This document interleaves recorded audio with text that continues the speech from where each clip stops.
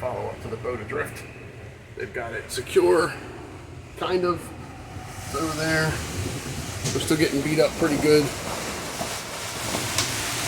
We got water coming through stuff.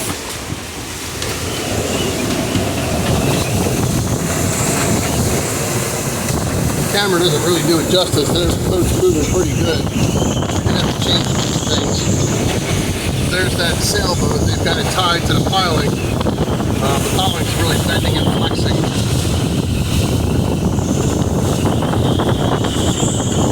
So hopefully we don't lose that one.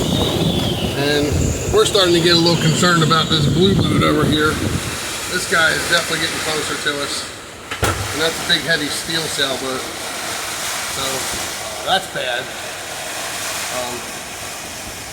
But nothing we can do about it right now but just wait and see if it's gonna come get us. Then I'll be the one out there swimming in the water and trying to get back to the dock, not them.